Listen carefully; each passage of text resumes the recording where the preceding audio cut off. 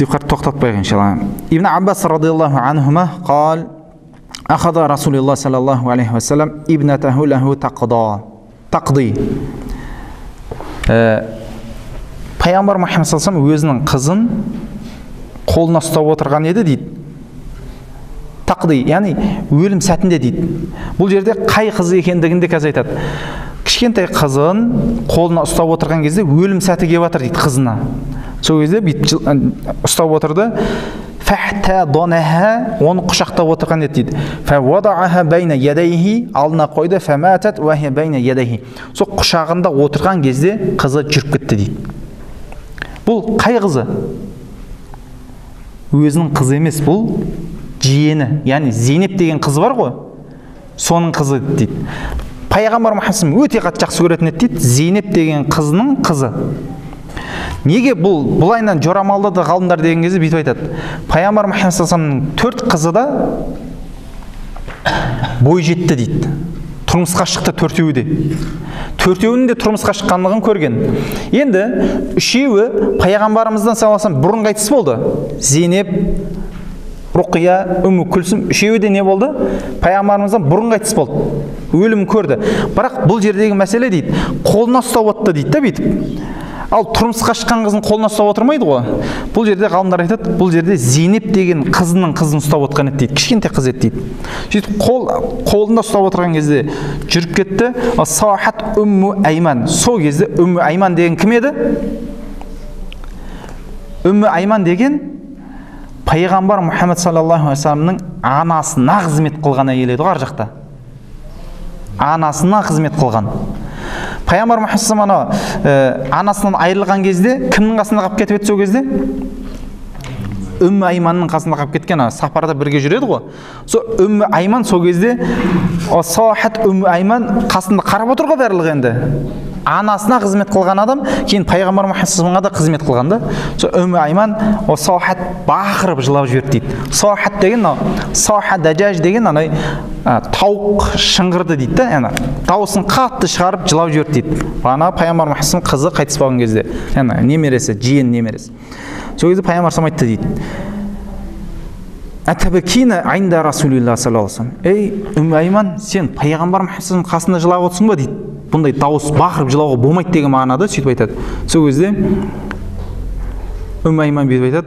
Аласту арака табки. Алланың елшісі, сіз де жылап отырсыз ғой, сіздің жылағаныңызды көріп, мен де жылап жібердім дейді. Бірақ Пайғамбар Мұхаммед бұл жерде қалай жылап отыр? Дауыс шығармай, көзден жасы бар. Бірақ Үмму Айман дауыстап жылап жүрген кезде Пайғамбар айтады: "Сен Алланың елшісінің қасында отырып жылайсың ба?" деген кезде, "Сенің жылап жатқандығын көріп жылап жібердім" дейді. Сол кезде бүйтіп айтады: "Инни ласту абки ва иннама хия рахма." Мен жылап жатқан жоқпын дейді. Бұл рахым дейді, іштен шығып жатқан рахым дейді. Аллаға қарсы сөз айтпайды, бақырмайды, бірақ іштегі рахым не қылады? Жастан, көзден шығады. Иннал муъмина би кулли хайрин аля кулли хал. Муъмин адам бүкіл жағдайда не дейді? Бір жақсы халде жүреді. Инна нафсаху тунзау мин байна жанбихи ва хува яхмадуллаха азза ва жал. Тіпті адамның жаны шығып жатса да, мұсылман адам Аллаға мақтау айтып отыру керек дейді. Альхамдулилля деген нәрсе. Мысалы біз біртүрлі естілуі мүмкін ғой, біреудің жаны шығайын деп жатыр, бірақ жаны шығып кетті, альхамдулилля деп айтатын болсақ. Бірақ муъмин адам әрдайым Аллаға несін айтып отыру керек дейді? Хамд айтып отыру керек дейді. Неге хамд деп айтуға болады? Өйткені мынандай нәрсе бар. Шүкір деген нәрсе мен хамд бар ғой. Екеуінің айырмашылығы мынандай нәрсе бар. Шүкір бар ғой, шүкір. Тек Алладан жақсылық берілсе, шүкір деп айтылады. Жақсылық берілсе, шүкір деп айтылады. Ал хамд бар ғой, альхамдулилля деген, жақсылық берілсе де, жамандық берілсе де альхамдулилля деп айтыла береді. Ал шүкір тек қана неге айтылады дейді? Адамға бір жақсылық берілсе, мысалы, ұлды болды, қызды болды, немесе біреу жазылып шықты мысалы, немесе бір жетістікке жетті, сол кезде не деп айта береді? Шүкір, Аллаға шүкір деп айтады. Шүкір мен хамд деген сөздің айырмашылығы осы. Шүкір неге айтылады? Қайталап айтайық. Тек жақсылыққа айтылады. Ал хамд жақсылыққа да, жамандыққа да айтыла береді. Соны пайғамбар Мұхаммед айтады, тіпті жаны алынып жатса да Аллаға мақтауын айтып отырады дейді мұсылман адам. Сосын Айша радиаллаху анха бүйтіп айтады, анна Расулаллах саллаллаху алейхи ва саллям қаббала Усман бин Маз'ун. Осман бин Маз'ун деген сахаба болған, соны сүйді дейді. Уахуа мәйит, уахуа ябки. Осман бин Маз'ун қайтыс болған кезде мәйт болып жатыр ғой. Соны пайғамбар Мұхаммед барып сүйді да жылады дейді. Ол жерде ғалымдар мынандай нәрсені айтады. Қайтыс болған адамды сүюге болады дейді. Тірі адамды сүюге болғаны сияқты, өмірден өткен адамды да не істеуге болады? Сүюге болады. Бұл пайғамбар Мұхаммед кімді сүйген дейді? Осман бин Маз'ун. Осман бин Аффан емес. Осман бин Маз'унды сүйді дейді. Сосын айнаху тухрақани, екі көзінен жас ағып жатқан еді дейді, соны сүйіп жатқан кезде. Осман бин Маз'ун 14-ші мұсылман болған адам екен. Осман бин Маз'ун қаншашыншы мұсылман? 14-ші, яғни алғашқы мұсылмандардан. Омар қанша еді? Омар радиаллаху анху 40 еді ғой, 40-ші мұсылман болған еді. Ал Осман бин Маз'ун қаншашыншы дейді? 14-ші мұсылман болған еді дейді. 13 адамнан кейін мұсылман болған дейді. Демек қаншашыншы? 14 деген сөз шығады сол кезде.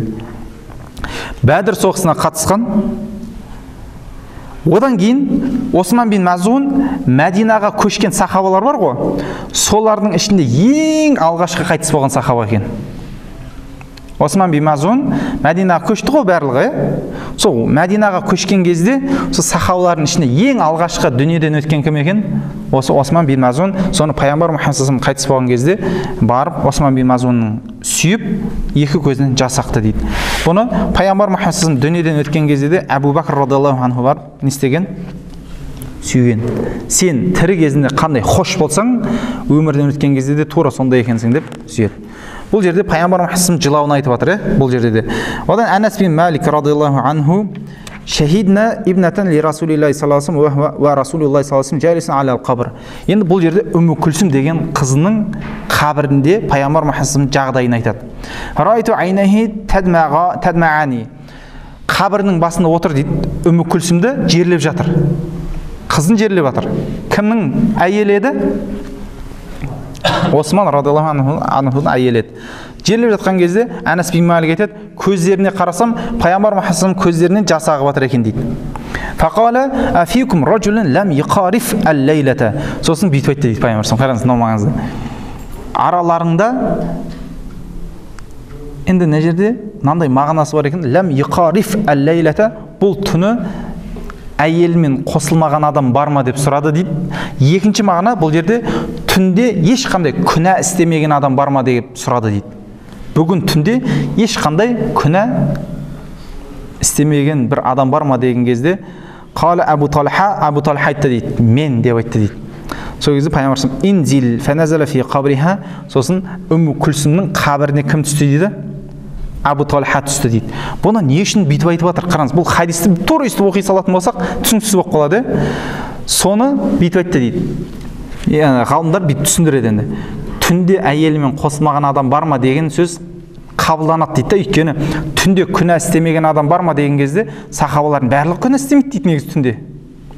Бұл жердегі ләм иқариф әл-ләйләта, түнде әйелмен қосылмаған адам бар ма деп сұрады.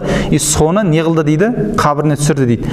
Сосын негізі бұл жерде әйел адамның қабіріне кім түсу керек негізі? Әкесі, баласы, немесе бауыры түсу керек. Ал Абу Талха Умму Күлсімге ешқандай несі жоқ, ағайындығы жоқ, туысқандығы жоқ.